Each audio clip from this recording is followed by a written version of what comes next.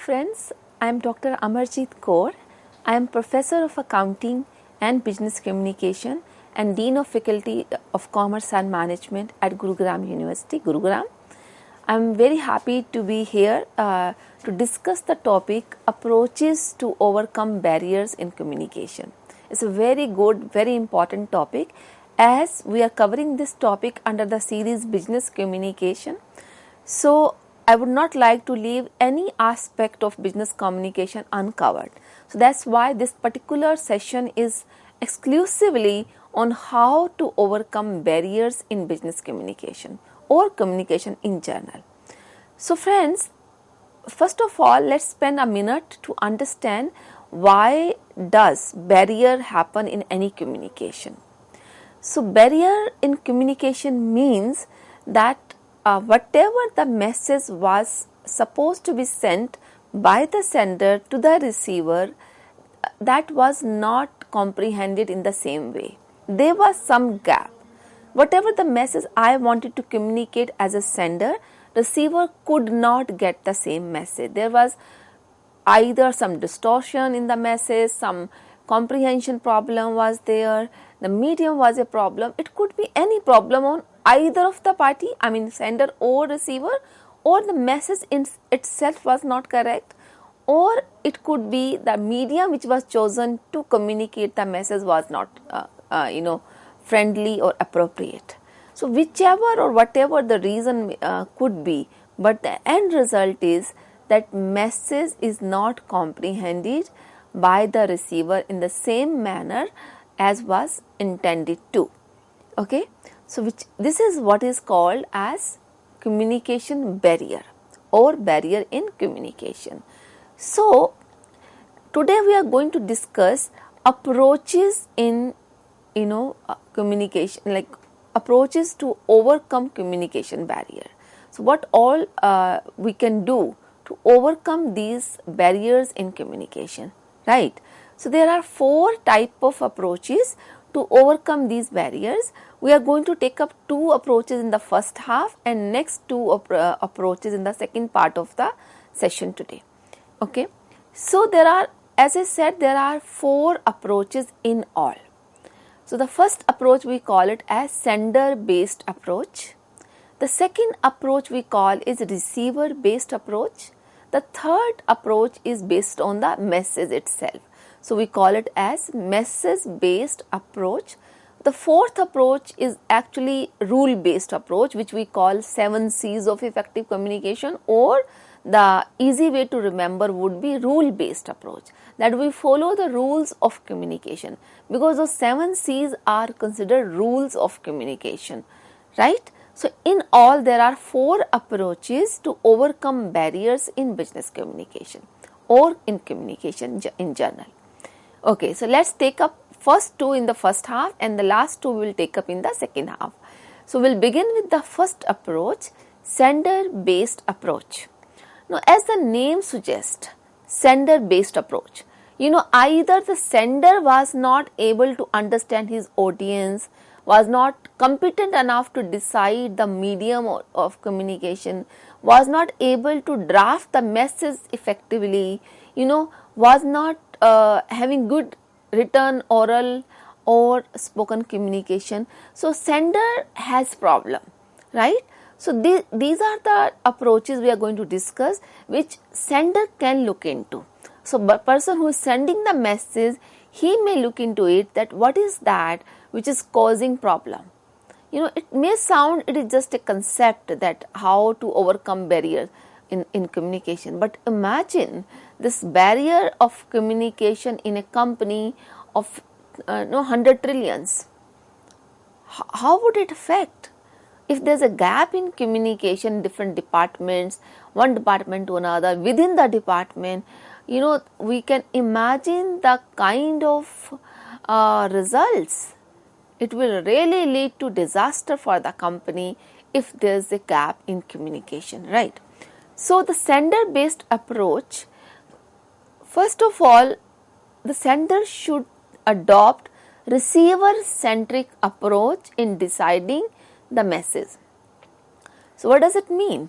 Let's say I am a sender and I have to give a message about let's say hate crime.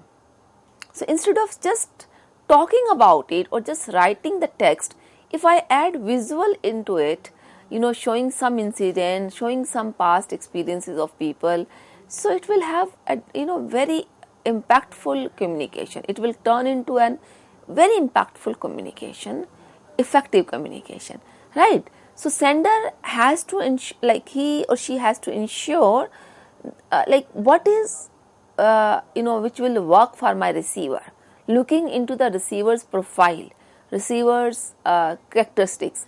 So the first is that will the visual mode be effective or auditory mode would be effective. Auditory is generally the sounds, the animals who made sound. So this is what is in a auditory mode.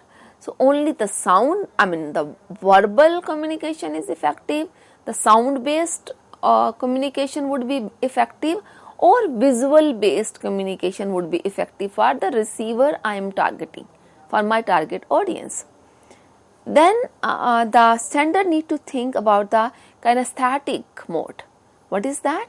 Kinesthetic mode is basically touch based mode, where we are giving the message but there is a movement of some part of the body. Let's say if an aqua pressure guy is delivering a lecture about the techniques to deal with high blood pressure or back pain or anything. So if the person is delivering a lecture but along with is trying to press his own finger to show the effect on the aqua pressure point, right, the result would be different.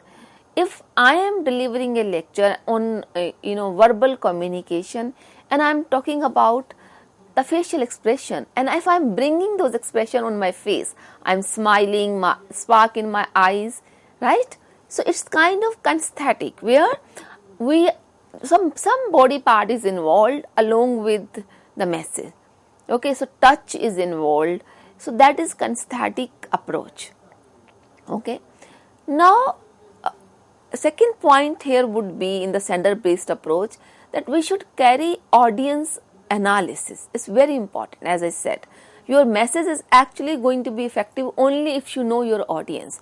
So that's why whenever we train people in communication, the first thing we always ask that write up or put up on a piece of paper that who are your audience, especially in the public speaking exercise. So make sure you know your audience. So there's a likelihood, there's a possibility that audience are closed-minded, closed in the sense they do not want to listen to a particular idea, particular type of idea, particular concept, or a particular person for that matter, a particular national for that matter. There could be a country where Asians are not welcomed. So if there's a speaker who is from Asia, he or she may not be received well, right? So are my audience closed-minded? Closed or open to the conversation I'm going to have with them? It will matter. Psychologists have to take this particular point into consideration and especially the clinical psychologists when they are into counseling. The counselors do have to take care of this fact that his or her client would be initially closed, may not like to open up. So communication may not be very effective. So if sender knows that this is the profile of my audience and this particular trait is there or situation is there, then the approach would be different or should be different rather. Okay, then the second point a sender need to look into the audience aspect is, are they friendly or unfriendly? If somebody is friendly, they are actually positive, open-minded to hear what you are saying. The approach to the comprehension of message would be different. Somebody who's friendly would be very positive-minded, will perceive the message positively, will be able to comprehend, unlike the other person who's unfriendly. Unfriendly person may not speak out, may not give you feedback, right? And the comprehension, understanding of message may not be as effective because there was no feedback, there was just one-way communication because of the unfriendly nature of the receiver. Okay, so sender has to look into this aspect. The next point, sender has to look at the neutral. Are my receivers whom I am communicating to neutral or not? Neutral means they are unbiased. They will give equal or due importance to you as well as to the other speaker, or they will give you the equal importance and listening, fair listening, as they would have done to anyone else. You have to think about it before you talk to anyone or to a group of people. Then it is undecided. Sender based approach, that one should actually analyze, are my audience decisive? Will they be able to comprehend because they are decisive? Or if they are undecisive, they may not be able to understand your conversation because they do not have ability to transform the message, the words into message, into information, into fact. That's another point. Next point, sender should look into the audience profile is, are they well informed or uninformed? The information could be about the talk you are making, information could be about the background knowledge they are expected to have. If I am going to talk about some super specialized topic, I should know, does my audience or do my audience know about that topic, the overview of the topic, background of the topic. I cannot go deliver a very technical talk to someone who do not have a background, who are just uninformed about the topic. Okay, so that's another point. Then it is either my audience sportive or not. The audience sportive means they help you to deliver your message effectively. That's how the sportive means. Because the audience, if they are not allowing you to speak, you may not be able to comprehend. We have seen this many a times in political rallies. Few politicians who are actually challenged, their presence, public presence is challenged, and then in that case audience are not supportive because they are not allowing the speaker to speak. For times it happens, if you have noticed, if any of your friend is not a good singer and tries to sing on the stage, you guys start clapping constantly before he or she finishes even. Same may happen for somebody who's lecturing, who's a public speaker who comes to your college or your place to talk on something. So when you do that clapping part before he or she finishes, that clearly shows that you are not supportive. So if you know your audience are not supportive, you may not be able to, your message may not get through all the person for sure in that situation. So you are a sender, you should be knowing this, what has happened to my message because of the non-supportive response of the audience. Open and actively supportive, are they open enough? Are they good listener? Are they open to the idea you are flowing? Could be an independent idea, new idea, old idea in a new pack, whatever you are talking. Are they open to consider or to review the quality of the message at least, if not accept it as it is? Okay, so this is another point we must look into the message before we deliver as a sender. Then the next thing is in the sender based approach, does the sender have good credibility amongst the receiver? Sender has to think like this. If a particular professor is not believed to be a good teacher or good facilitator, and he was teaching in a particular class one subject, senior or junior or other class people, they got to know about that. So this guy goes to a new class. So those people were already aware about the feedback of that professor. So his credibility is already under question, right? He may have improved a lot during this gap of teaching the previous batch or this current batch, but even then his credibility is questionable. Okay, so what happens there? The sender has to take care this fact into mind, that do I have good credibility amongst the receiver or not? If not, I need to develop that credibility, I need to put in efforts to develop that credibility before I hope that my message is perceived well, is communicated well, right? The next point I would like to make is, sender need to choose the right communication channel. So I may try to send a mail, but person whom I'm sending has never been on mail or hardly opens up his mail account, right? I may like to send a letter, but there's no culture of letter anymore in that particular city or country. So I should have been sending a mail, a voice message, or WhatsApp message. So we have to choose the right communication of channel as a sender before deciding the channel. The next point is, own up the message you are delivering. I have seen many people while delivering talk or lecture, the moment they are challenged by somebody, they kind of refuse to own up that they said that. That really causes or leads to incredibility factor. The receiver loses trust in you, in your talk, in your message. So one need to own up the message. You may have gone wrong. It's not necessary that all the time you would be correct. Okay, as a sender, any human being can be wrong at any point of time.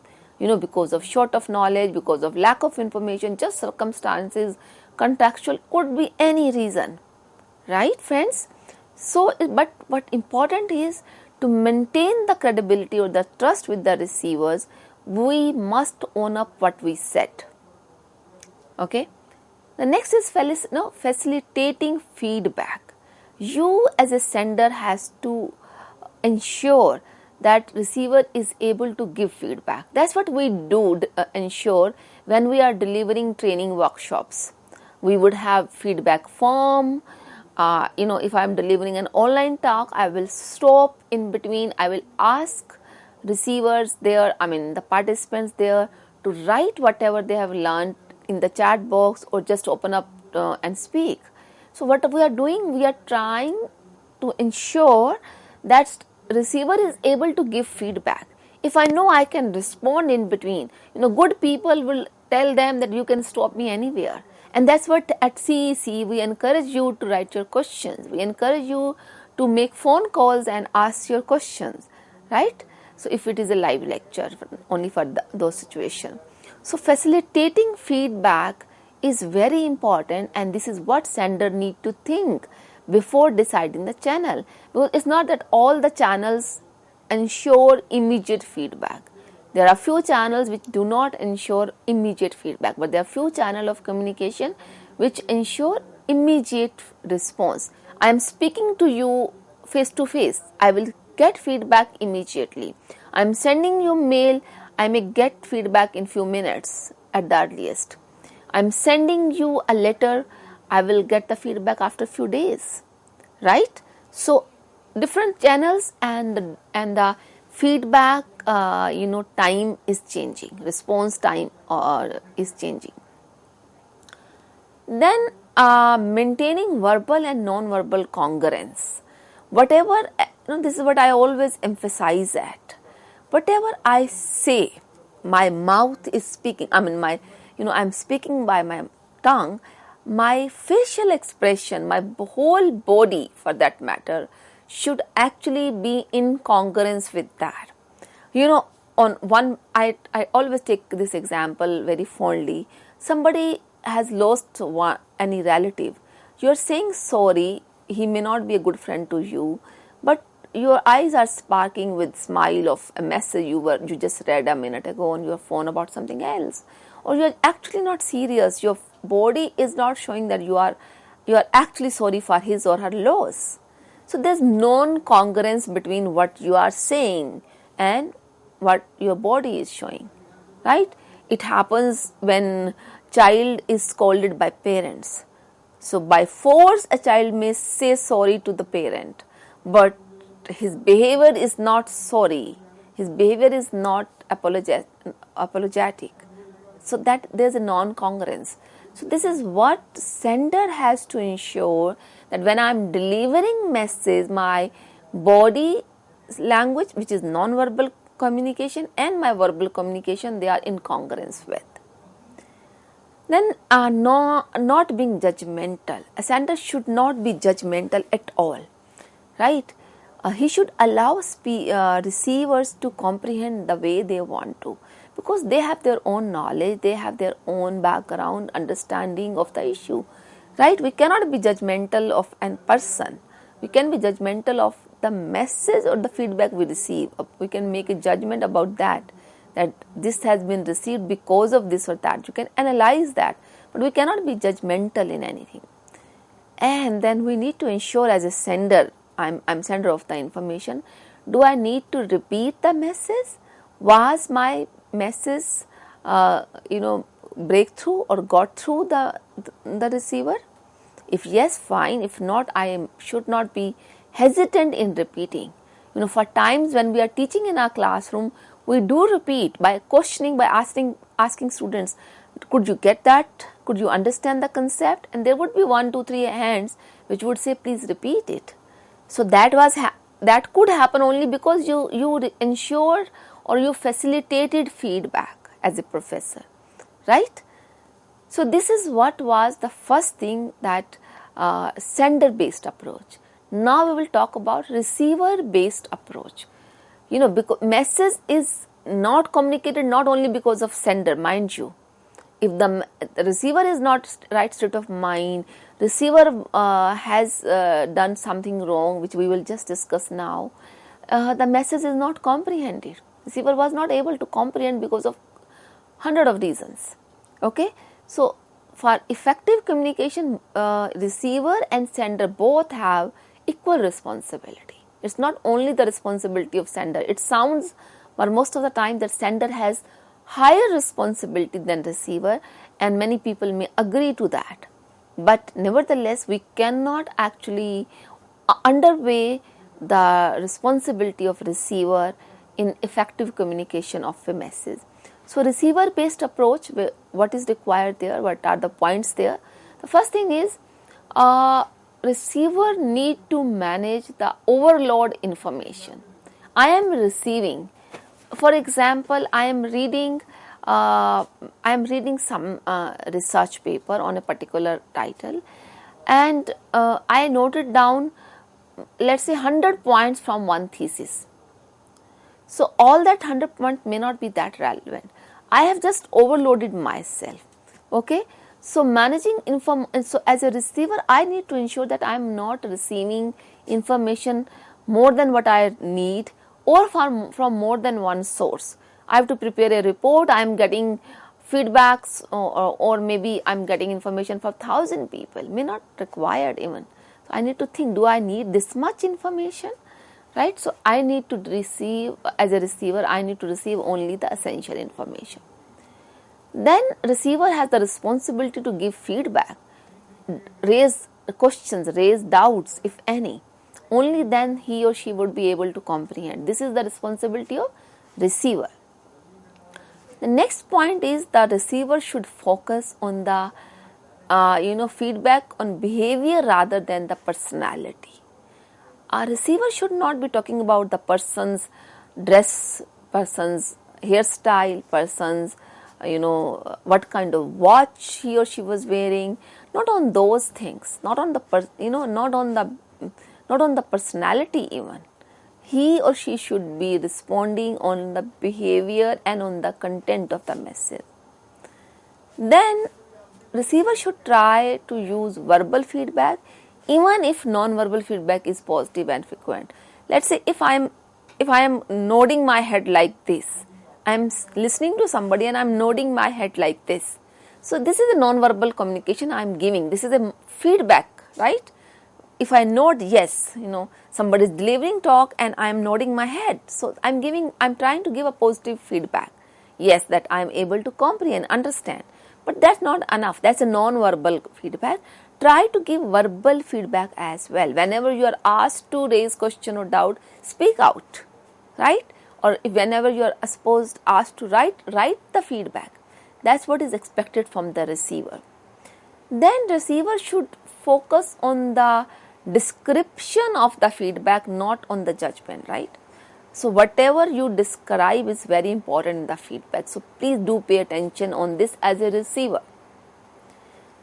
And then, because major part on receiver is to be able to create an environment where you should able to read it well if it is a written communication, listen it well if it is a spoken communication, see it well if it is a visual communication, and also to ensure that feedback is specific than generic.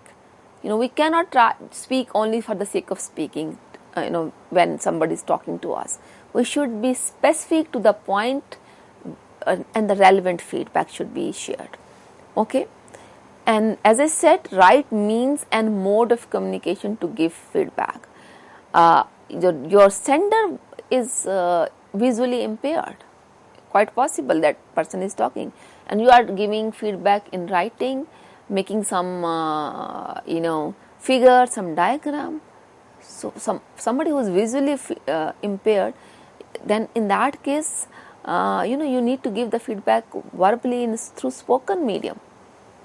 Okay, so these are the points which we must take into consideration from receiver's perspective and from sender's perspective to ensure the effectiveness of the communication.